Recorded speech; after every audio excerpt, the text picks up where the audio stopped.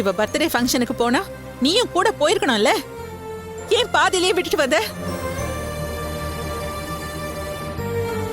நீ கூடவே இருந்திருந்தா அங்கிருந்து நேரத்தோட இந்த கழுதிய வீட்டுக்கு கூட்டிட்டு வந்திருக்கலாம். இவ இஷ்டத்துக்கு போக விட்டதோட விளைவு எங்க வந்து முடிஞ்சிருக்கு பாத்தியா நீ? ராத்திரி 1 மணிக்கு எவனோ ஒருத்தனோட இவ பைக்ல வந்து இறங்குற, அதுவும் அரகுற ட்ரெஸ்ல. அக்கம் பக்கத்துல இருக்கிறவங்க அதெல்லாம் பார்த்திருந்தா நம்மள என்ன நினைச்சிருப்பாங்க? அத்தை, உங்க வருத்தம் வேதனை எல்லாமே நியாயம்தான். பர்த்டே பார்ட்டினா கேக் வெட்டி டின்னர் சாப்பிட்டு கிளம்பிடுவாங்கன்னு தான் நினைச்சேன். ஃப்ரெண்ட்ஸோட சந்தோஷமா இருக்கிறத கெடுக்க வேணான்னு தான் நான் இவளை ஃப்ரீயாவே விட்டேன். அத்தை, வீட்டுக்கு நேரத்தோட போகணுங்கிற நினைப்பே இல்லாம இவ இவ்ளோ லேட்டா வருவான்னு நான் எதிர்பார்க்கவே இல்லை. இவ அந்த ட்ரெஸ்ஸோட வந்ததும் எனக்கே நெஞ்சு வெடிக்கிற மாதிரி ஆயிடுச்சு. சித்ரா இப்படி பண்ணது என்னால ஏத்துக்க முடியல. எனக்கு இப்படின்னா நீங்க எந்த அளவுக்கு துடிச்சிருப்பீங்கன்னு என்னால புரிஞ்சுக்க முடியுது. இவளை கூட்டிட்டு போன நான் தான் ஒரு 10 திரும்ப கூட்டிட்டு வந்திருக்கணும். அப்படி செய்யாம விட்டது தப்புதான். என்ன மன்னிச்சிருங்க அத்தை. இல்ல, என்ன நீங்க மன்னிக்க வேண்டாம். சித்ராவை அடிச்சீங்கல்ல, என்னையும் அடிங்க. உங்க கோவமோ ஆவேசமோ தீர என்ன எவ்வளவு வேணா அடிங்க அத்தை. அதுக்கு இல்ல. ஐயோ கல்பனா, விடு. கல்பனா, கல்பனா, என்ன இது? என் பொண்ணு இந்த மாதிரி பண்ணிட்டாங்கிற ஒரு ஆதங்கத்துல தான் இந்த மாதிரிலாம் நான் பேசிட்டேன். இந்த பார், நீ எதையும் மனசுல வச்சுக்காத. என்ன? இல்ல அத்தை, நீங்க பேசுறதுல எந்த தப்பும் இல்ல. இவளுக்கு கொடுத்த வாய்ப்பை இவ மிஸ்யூஸ் பண்ணிட்டா. நான் கொடுத்த வார்த்தையை காப்பாத்தாம விட்டுட்டேன். நாங்க 2 பேருமே பெரிய தப்பு பண்ணிட்டோம். எங்களை பெரிய மனசு பண்ணி மன்னிச்சிருங்க அத்தை. கல்பனா, எந்திரி. என்னம்மா இது? இதெல்லாம் என்ன? எந்திரி. இது பார், நான் உன்னை மன்னிச்சிட்டேன். பண்ண மாட்டேமா. இவள முதல்ல எந்திரிக்க சொல்லு. எனக்கு நம்பிக்கை துரோகம் பண்ணவள என்னால மன்னிக்க முடியாது. அப்படியெல்லாம் சொல்லாதீங்கம்மா.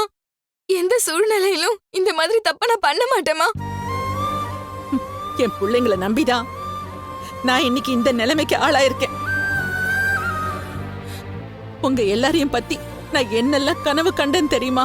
எனக்கு இருக்கிற ஒரே பையன் இந்த குடும்பத்தையே காப்பாத்துவான்னு நினைச்சேன். ஆனா அவன் எவ்வளவு ஒருத்தையோட பேச்ச கேட்டுக்கிட்டு புத்தி இல்லாம ஆடிக்கிட்டு இருக்கான்.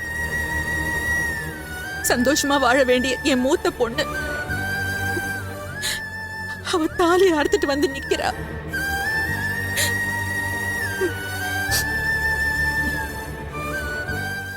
என் கடைசி பொண்ணு பெரிய பெரிய போட்டியில எல்லாம் ஜெயிச்சு மெடல்லாம் வாங்குவான்னு நான் ஆசைப்பட்டேன்.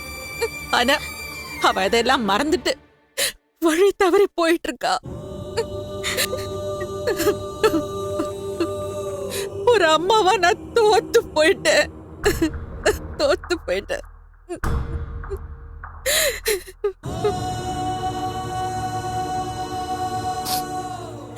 என் பிள்ளைங்களே என்ன தோக்கடிச்சிட்டாங்க.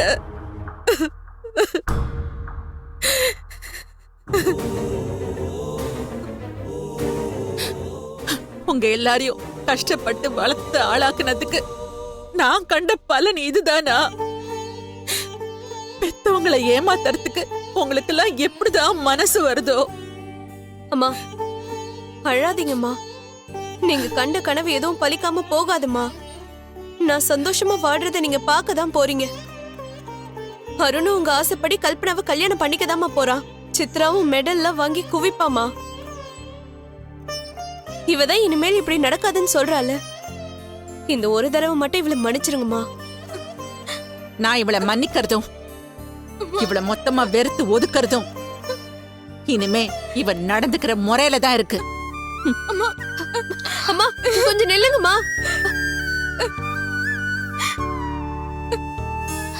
சித்ரா, சித்ரா எழுந்துரு. அழாத சித்ரா.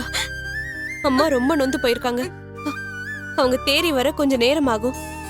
காலையில கண்டிப்பா அம்மா சமாதானம் ஆயிடுவாங்க. நீ அழாத, சரியா? நீ வா.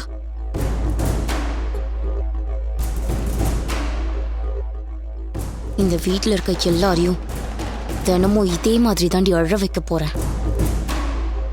இப்போதான் என் ஆட்டமே ஆரம்பிச்சிருக்கு.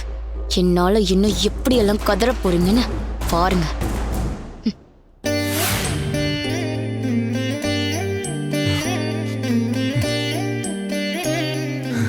அவ இப்படி பண்ணிட்டு வந்தத என்னால நம்பவே முடியல ரஞ்சிதா. நான் அவளை ரொம்ப சின்ன பொண்ணுன்னு நினைச்சேன். ஸ்போர்ட்ஸை தவிர்த்து வேற எதுவுமே அவளுக்கு தெரியாதுன்னு தான் நினைச்சேன். அவ போயிட்டு இப்படிதான் பண்ணிருக்காளே.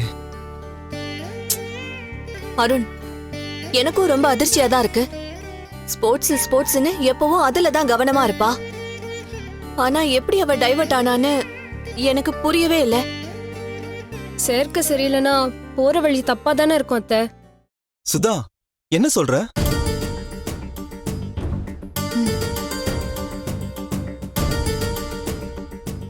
ரவின்னு அவளுக்கு ஒரு ஃப்ரெண்ட் இருக்கான்னா. கூட படிக்கிறவனா சுதா? அந்த அயோக்கியன் காலேஜ் டிராப் அவுட். அவன் அப்பாவோட பிசினஸ் பாக்குறங்கிற பேர்ல ஊரை சுத்திட்டு இருக்கான். அவன் பெரிய ரிச் ஃபேமிலி. எனக்கு புரியல, அவ எப்படி சித்ராவுக்கு ஃப்ரெண்டானா? அதுக்கு நான் தான் காரணம்னு நினைக்கிறேன்னா. சுதா, புரியுற மாதிரி சொல்லு.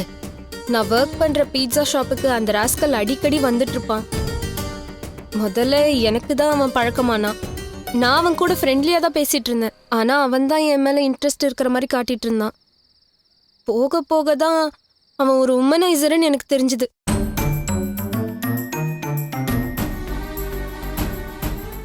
பொண்ணுங்க கூட பழகி அவங்கள யூஸ் பண்ணிட்டு தூக்கி எறியறது அவன் ஒரு ஹாபியாவே வச்சிருந்தான்.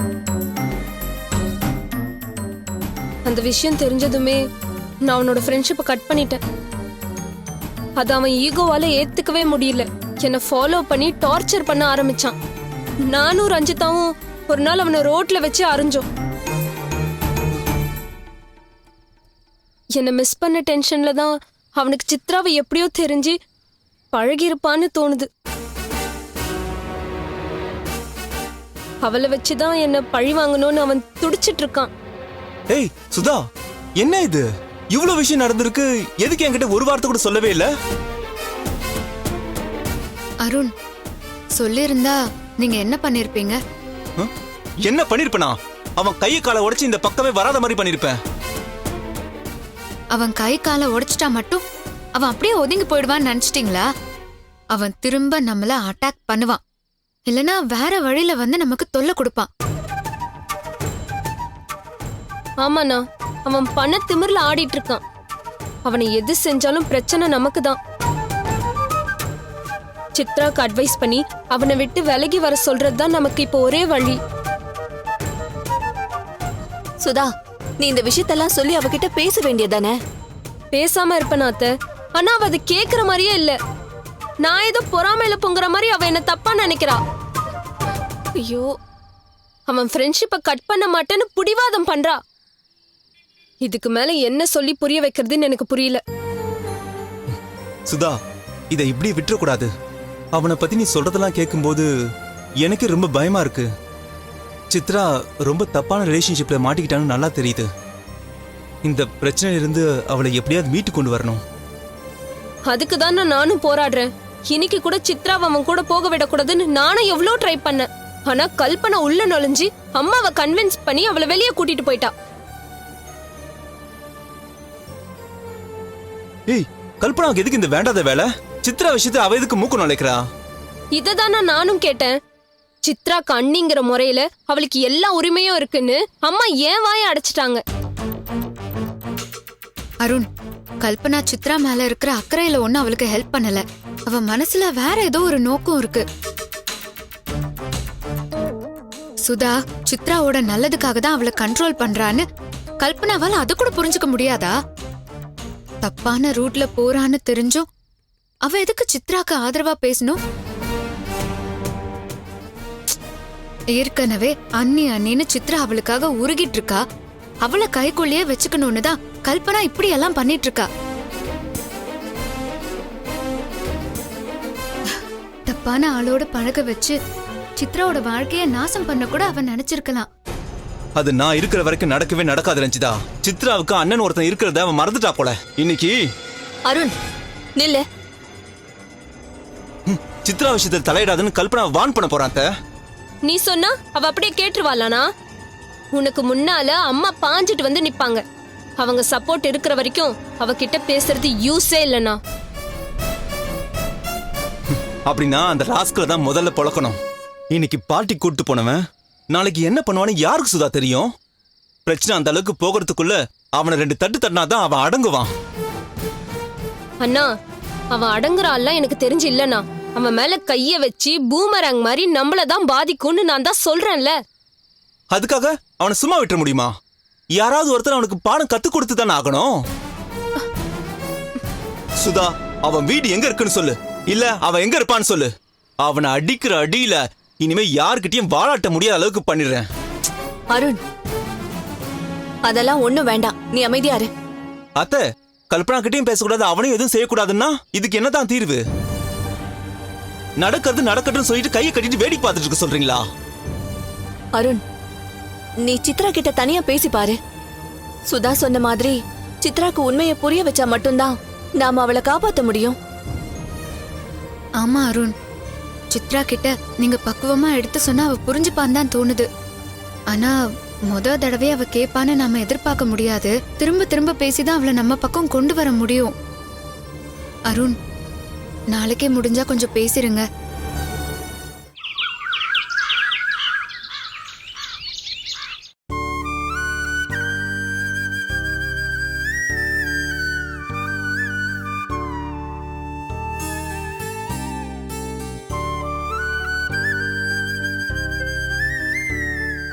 வீட்டு சூழ்நிலையில இருந்தா உங்களுக்கு நினைவு திரும்பிடும்னு டாக்டர் சொன்னாரு.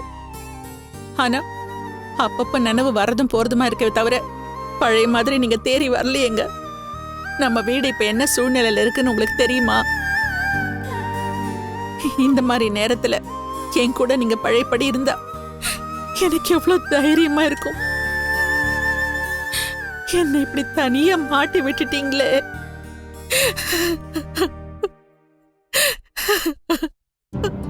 ஐயோ, சொல்றது கேளு. வா. நீ வேண்டாம், நீ ப்ளீஸ். நீ இங்க இரு, நான் அத்தையை கூட்டிட்டு வரேன். இரு.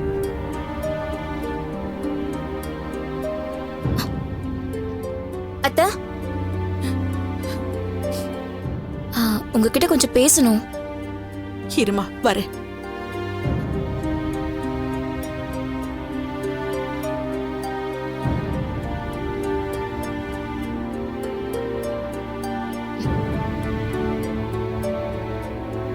இப்ப வந்துடுறேன்.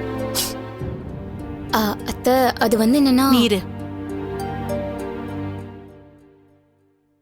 ஏய், நான் உன்னை காலேஜுக்கு அனுப்பலன்னு உடனே கல்பனாவை சப்போர்ட் கூட்டிட்டு வந்துட்டியா? இவ சிபாரிசு பண்ணா நான் உனக்கு சம்மதிச்சிருவேன்னு நினைச்சியா? அத்தை, அவ என்கிட்ட எதுவும் சொல்லல.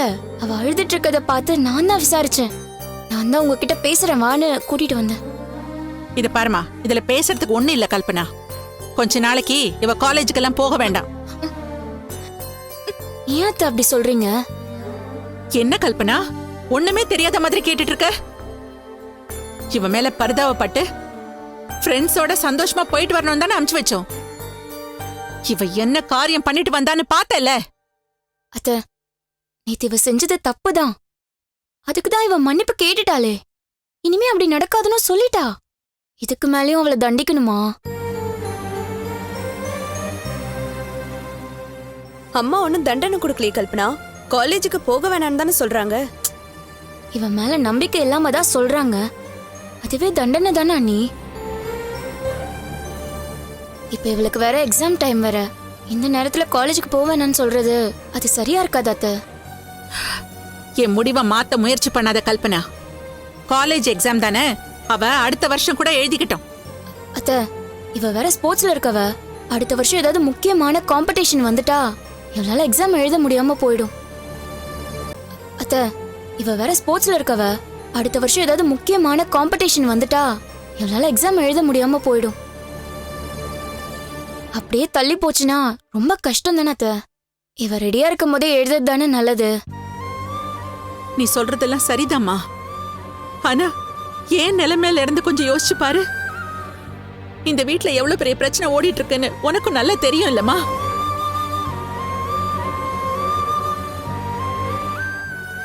இதெல்லாம் போதாதுன்னு இவ வேற வேற எதையாவது இழுத்துட்டு வந்தான்னா நான் என்னம்மா பண்ணுவேன்? நானும் மனுஷிதாம்மா. என் ஒருத்தியால எவ்வளவு கஷ்டத்தை தாம்மா நான் தாங்கிக்க முடியும்.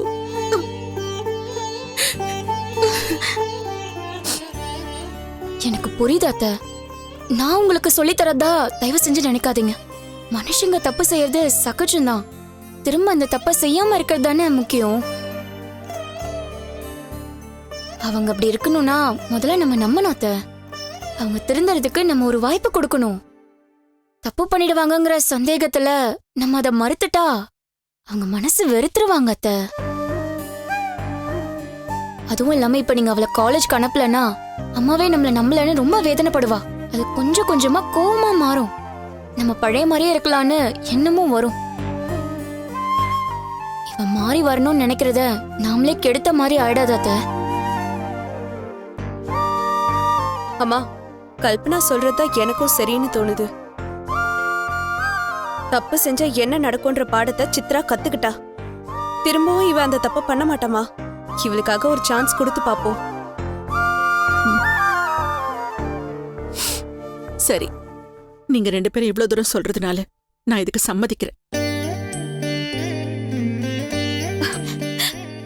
தேங்க்ஸ்மா, ரொம்ப தேங்க்ஸ். ஏய், அவசரப்படாத.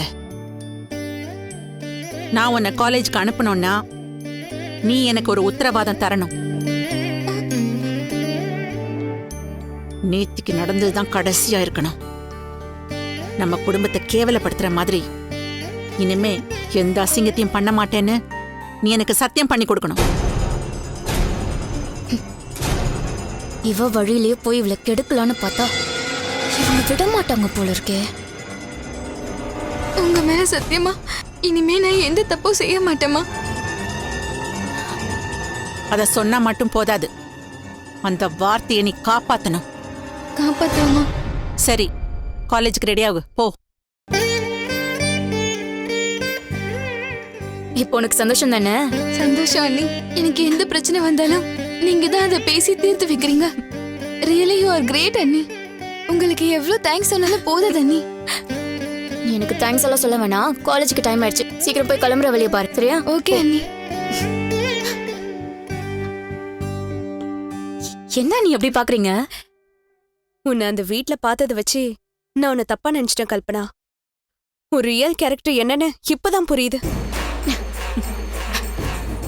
உன் கல்யாணம் இப்பவும் கேள்விக்குறியாதான் இருக்கு. அத பத்திலாம் கவலைப்படாம இந்த குடும்பத்துல இருக்கவங்களுக்கு நல்லது செய்யணும்னு நினைக்கிறேன். இந்த மனசுல யாருக்குமே வராது கல்பனா. என்ன நீ இப்படி எல்லாம் சொல்றீங்க? அனாதையா நின்னு எனக்கு அடைக்கலம் கொடுத்தது நீங்களும் அத்தையும் தான். அதுக்கு முன்னால இதெல்லாம் ஒண்ணுமே இல்ல நீ. அதோட இது ஏன் குடும்பம். என் வீட்டு மனுஷங்களுக்கு நான் செய்யாம வேற யார் செய்வா? உன் நல்ல மனச அருண் புரிஞ்சுப்பா. ரஞ்சித் அவ தூக்கி எறிஞ்சிட்டு உன்னை ஏத்துப்பா. அது நடக்கிற வரைக்கும் நானும் அம்மாவும் விட மாட்டோம். என் ரியல் கேரக்டரை புரிஞ்சுக்கிற அளவுக்கு உனக்கு புத்தி இல்லடி. அதை புரிஞ்சுக்கிற காலம் வரப்ப நீ உயிரோடவே இருக்க மாட்டேன்.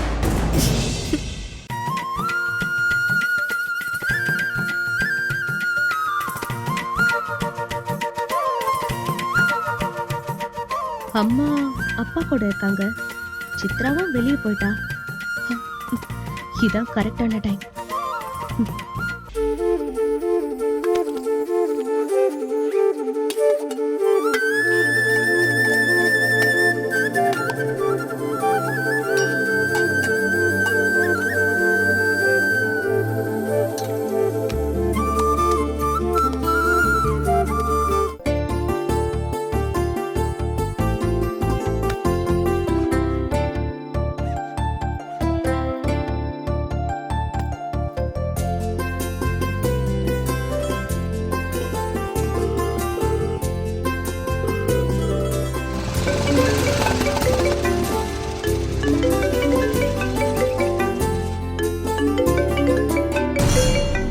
அடியே உனக்கு வேற வேலையே கிடையாதாடி? 24/7 என் நிம்மதியை கெடுக்கிறதுக்காகவே கால் பண்ணிட்டு இருக்கேடி. எவ்வளோ சீக்கிரம் அவளை கட் பண்ணி விடுறோமோ அவ்வளோ சீக்கிரம் நல்லது.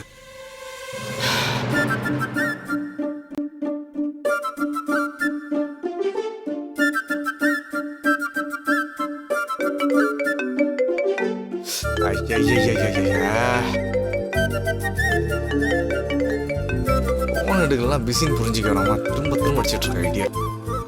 சொல்லுங்க தியா. ஏன் என் போனை எடுக்கவே இல்ல? பைக்ல வந்துட்டு இருந்தேன், ஓரம் கட்டி அட்டன் பண்றதுக்குள்ள கட் ஆயிடுச்சு. திரும்பவும் உடனே கூப்பிட மாட்டீங்களா?